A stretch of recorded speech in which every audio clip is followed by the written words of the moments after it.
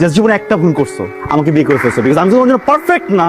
Fine, আমি এরকম imperfect মানুষের সাথে থাকতে পারি। I want divorce. আবার বলো। আমি ডিভোর্স চাই। আলহামদুলিল্লাহ, আল্লাহর ওয়াস্তে আমাকে মাফ করে এনতে বের হয়ে যা। ভাবা ভাবি সব শেষ। সুজন স্যার, কম্প্রোমাইজ করে আপনি গরিব মানুষের সাথে থাকুন, কিন্তু এইরকম একটা নোংরা মেন্টালিটির মানুষের সাথে কম্প্রোমাইজ করে আমি থাকতে পারবো না।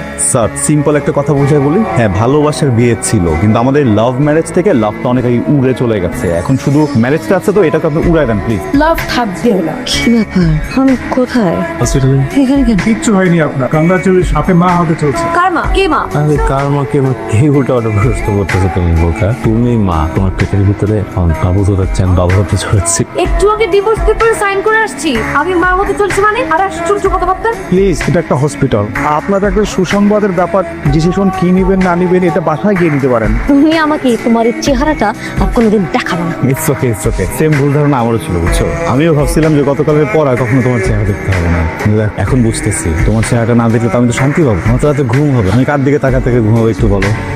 তুমি যে বাসা থেকে চলে যাবা, তুমি তো একা একা যাবা না, সাথে করে তো পেটের ভিতরে আমার বাবুটাকে নিয়ে যাবা। এটা তো আমি হতে দিব না, বুঝছো না শোনা? তুমি তোমার এই মুখ দিয়ে বলছিলে না আমাকে ডিভোর্স দিবা। এখন যদি তুমি তোমার মুখ দিয়ে আমাকে বলো যে তুমি একদম বদলায় যাবা, ভালো মানুষ হয়ে যাবা, তুমি তোমার এই জিব্বা দিয়ে পুরো বাসা যেটা ক্লিন করবা, তারপরেও আমি তোমার সাথে সংসার করতেছি। দেখুন, আপনি তো ম্যারিড, আমরা চাইলেই আপনার অ্যাবরেশনটা করতেই পারি, কিন্তু এখানে আইনি কিছু জটিলতা আছে। ইভেন আপনার অভিভাবক আর আপনার হাজবেন্ডকেও প্রয়োজন আছে, তার পারমিশন ছাড়া আমরা আপনার অ্যাবরেশনটা করতে পারবো। হ্যালো, আপনি সিয়াম সাহেবের ওয়াইফ বলছেন? এখন সে আমার হাজবেন্ড না। তারপর বলুন, ফোন করেছেন কেন?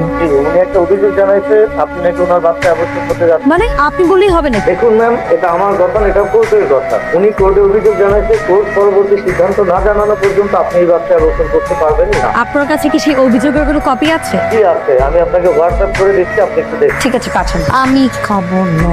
জান, তোমাকে তো একটু খেতেই হবে। যা, বলছি না খাবো না।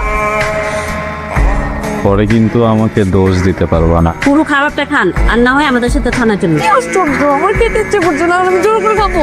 এই ধরনের প্রশ্ন করে লাভ আছে? আমার তো এখানে কিছু করার নেই। হ্যাঁ, আইনের সামনে আমার হাত পা সবই তো বাধা। দেখো, আমি একটা কথা বলি, দেশে প্রচলিত আইন অনুযায়ী গর্ভাবস্থায় একজন নারী এমন কোনো কাজ করতে পারবে না যেটা পেটের ভিতরে সন্তানের জন্য ক্ষতিকারক। কিসের গাড়ি এটা? কার গাড়ি? তোমার গাড়ি না, মানে বাবু হওয়া পর্যন্ত এটা তোমার গাড়ি, বুঝছো? মাসিক চুক্তিতে নিয়ে ফেলছে। প্রেগনেন্সি প্লাস 4 মান্থ অনেক বেশি রিস্কি, বিশেষ করে রিক্সা ওঠা। রিক্সাটা ওঠাই যাবে না, এটা বাচ্চার জন্য অনেক ঝামেলা, বুঝছো? দুজনেই ঝালমুড়ি হয়ে যাওয়া উঠে পড়া। রিস্কি হলে হোক, তবু আমি এই গাড়িতে যাব। এটা কি হলো? হ্যাঁ, ইলেভেনও গাড়ি চালায়? আস্তে আস্তে যাও মিয়া। মামা, আপনি সামনে যে গাড়ি পাবেন সেই গাড়ির উপর উঠাই দিবেন। যান। আর আস্তে যাও না তুমি, এটা কি করতেছো?